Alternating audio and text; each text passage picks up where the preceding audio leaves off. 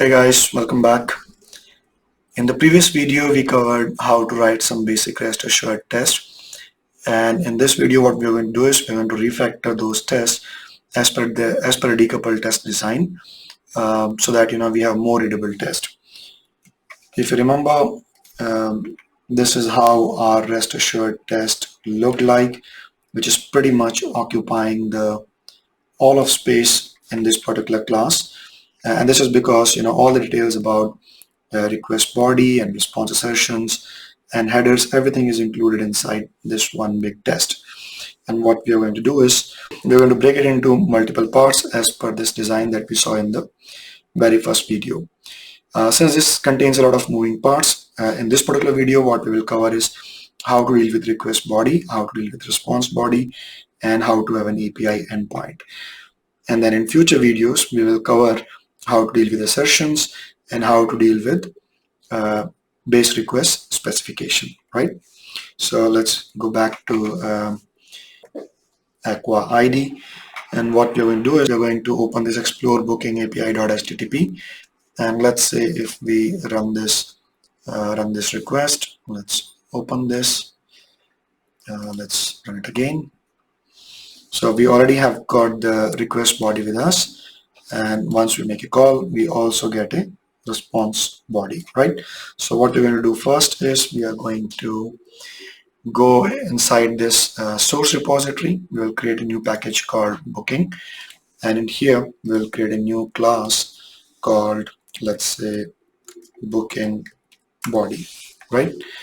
And in the booking body we will copy this JSON request, and then let's come here, and then there's a website called instantly parse JSON in any language from quickttype.io, and what I'm going to do is I'm going to paste this JSON body here, and from options I'm going to select Java and use type or list T. So we're going to select array here, even you can select list.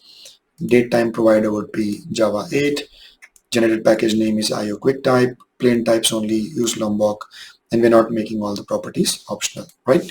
So with this you get a class which basically gives you your request body. So let me copy this, Windows 2, and let's put it here. Now it's complaining that it does not have a class called booking dates, which is absolutely okay. So if we come here, we have another class called booking dates here. So let's copy the whole thing, and in fact we can copy it including Lombok data. So let's go back, Windows 2, and let's create entities of this booking package. Let's call it entities, and inside entities we can create a new Java class. Let's call it as booking dates. The name has to be exactly the same as what's provided here. And now if I replace this with booking dates, it's suggesting us to either import local date, or we can also provide it as date or string. So typically, how would you know like what type to choose? If you go back to the application, so for example, the application will have some documentation. In this case, it is telling us that, for example, these two types are of type date. So you can provide it as type date, but so let's say if I do Alt Enter, you can have date util, you can have this type as date. But actually what I also found was when I was exploring this API, actually even if you provide it as string, it works perfectly fine, because that is how it is provided over here. So you can even change this to type string, right? So typically you have to try it out and see what works, and based on that you have to decide the type of the field, right? If you come here, booking dates, if I give an Alt Enter, now you have got the booking date. If I open this, so with this we have handled the request body. Now we also want to handle the booking response. So if I go back, in fact let's go back to the ID, this is where when we ran the request, we got the responses below, right? So let me copy this, let's stay in the ID, and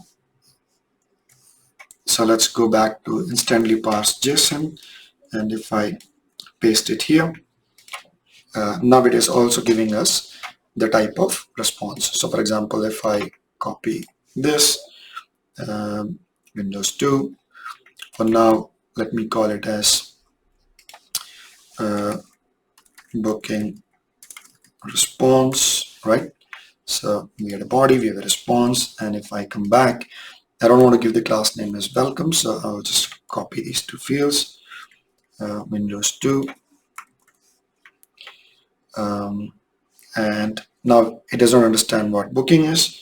So if we go back, let's copy this class name called booking. You can even copy this, annotation type, data type, which will basically give you. So if I quickly search for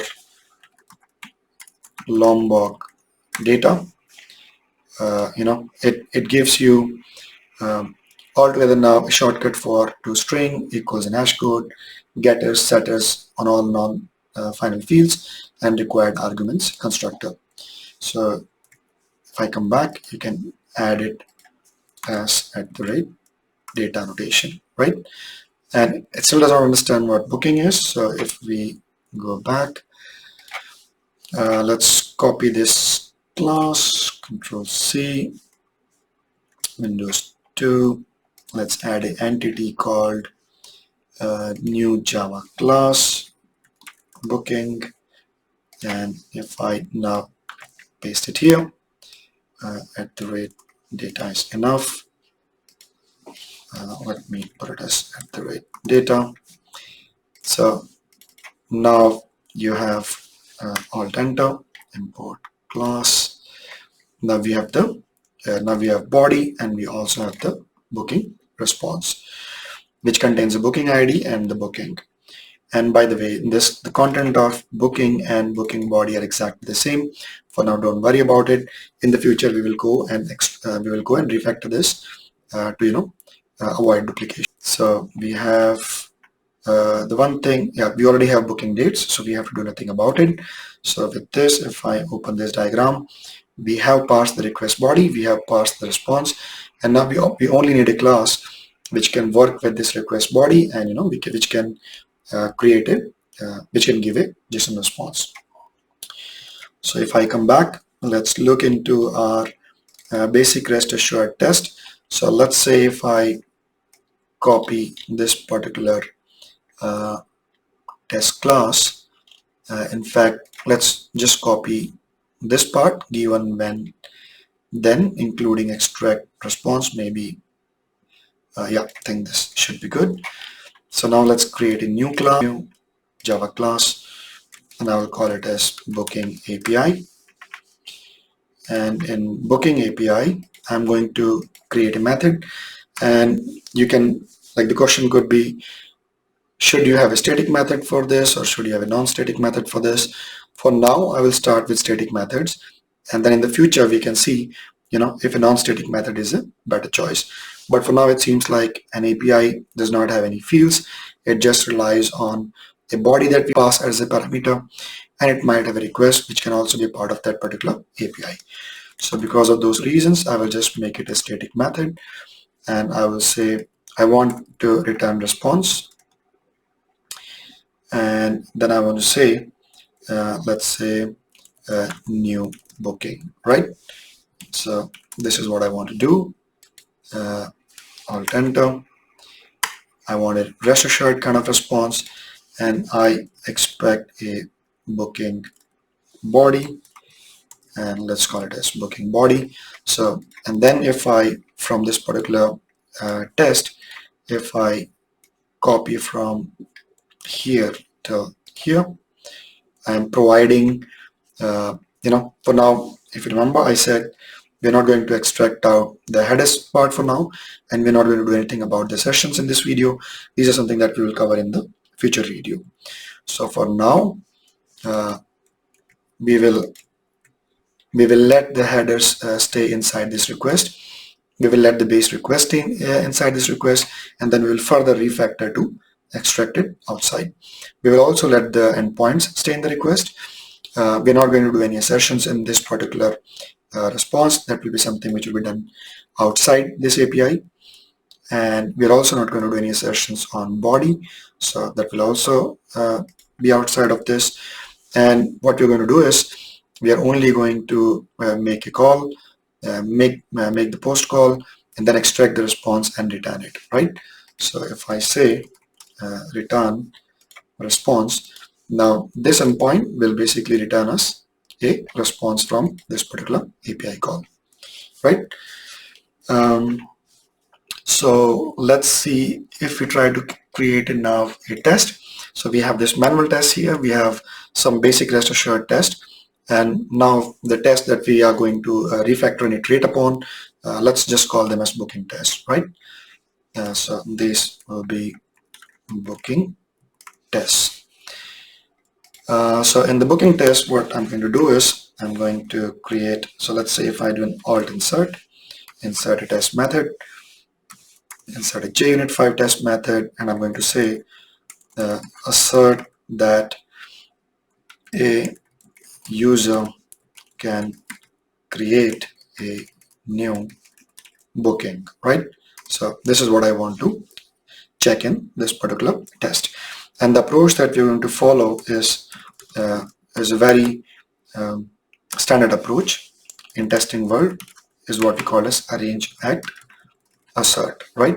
So in the first part, you'll arrange the data. In the second part, you will do an action. In our case, we'll make an API call. And in the third part, we will do the assertion, right?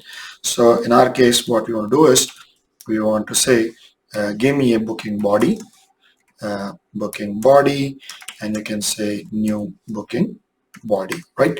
Second part might look something like getting a response.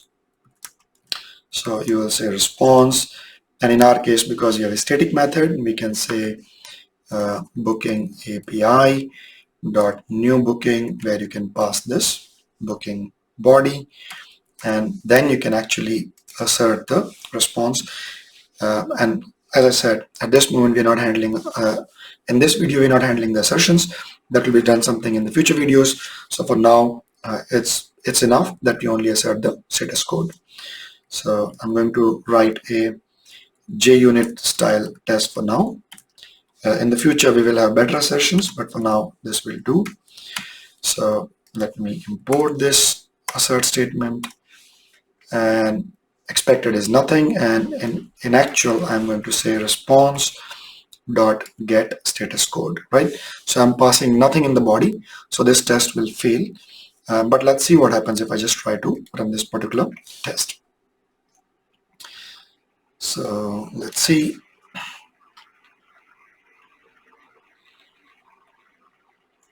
Yeah, the test fails. No serialization found for this. No properties discovered to create. So basically fail on empty beans. There was no data which was available on this particular class. So let's change that, right? Because for any test, you would need to have some sort of data that you want to provide. So in this case, what we will do is we will create a static method. We will say public static method that will return a new instance of booking body. So let's call it as get instance method. And in this, what we're going to do is we're going to say new booking body, right?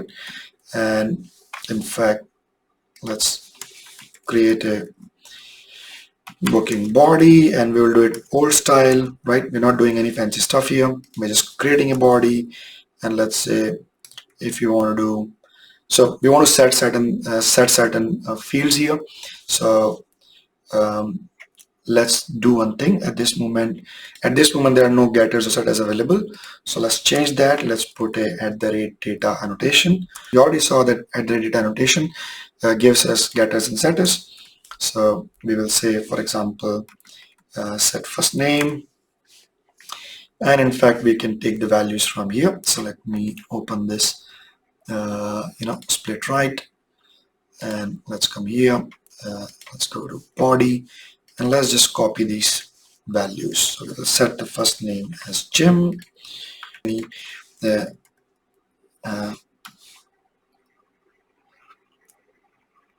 by the way, you can see I'm not. By the way, you can see I'm not doing any method chaining here, but that is something that we will cover in the future. We're just doing pretty old school. Set first name, set last name, etc., etc. So we're doing bare minimum what is needed to for this particular test to work. And then in the future we can try to set things. So set total price, and that would be 111. I'm not even generating any random data. That could be a topic for another video. So we are just doing basic minimum stuff what is needed for this test to work, right? So true, control D, we are going to set the booking dates, set booking dates, and let's create booking dates here, booking dates, and I'm going to say new booking dates, right? And let's say same thing, booking dates, set check-in, and we'll copy this value, and we are going to do the same thing here, set checkout date, which will be 2019. Okay, and instead of this we will say booking dates, and one last thing that remains is additional needs, right? So control D, set additional needs, and we are going to pass breakfast as the additional needs, right? So we have basically set everything, and then instead of like if you do now return booking body, so now we have set the body and now we are returning the body, right? So if I now go back to our test, let's close this, let's close all of these, and let's go to booking test. So now instead of returning a new empty booking body, if I say booking body and get me an instance, and in fact let's do one more thing, let's first log out, right? Let's first log this value, right? So let's do a @slf4j. So I'm going to log this booking body value, and we are going to say log booking body before returning it, right? So let's run it now and let's see what happens.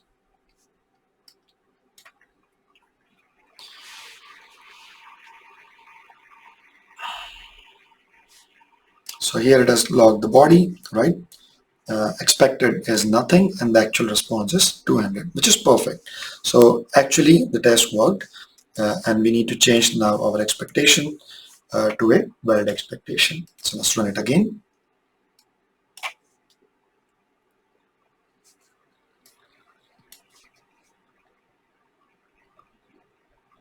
And everything works fine, right? So let's just do a few more little things before we go to the next video. In this particular case, we are using the headers, base URL, body. Let's also log this body before we use it, right? And in fact, let's also log not error, log it all the time. So let's log both the request and the response to see how it works, right? And then in the future we will see how it is handy to help us with certain things. So if I run it,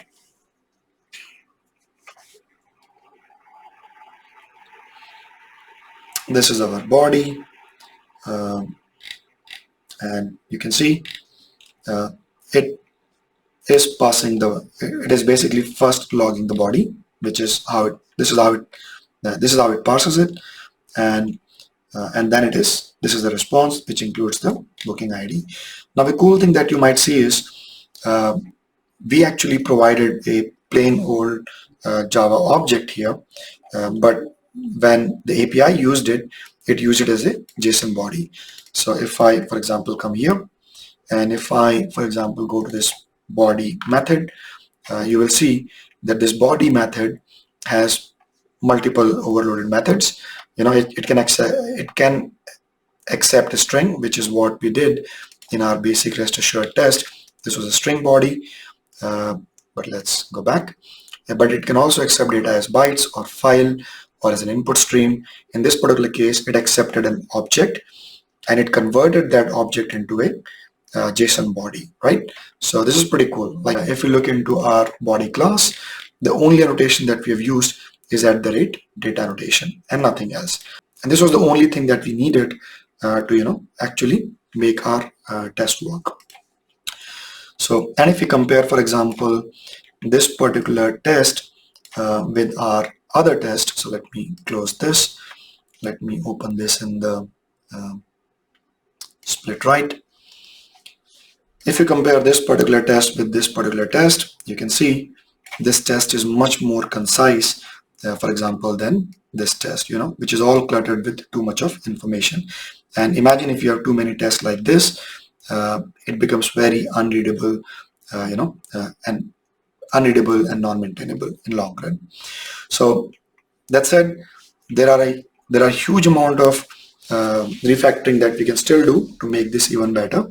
What we will do is, maybe in the next video, what we will do is we will start by let's say if I go back to this get instance class, maybe let's start by converting this into instead of like having non-fluent method chaining, let's have method chaining here, so that this becomes a little bit more readable in terms of setting this body. So in the next video, we will see the use of annotations that will help us write more fluent object creation, right? So that's it. Thank you. See you in the next video. Cheers. Bye-bye.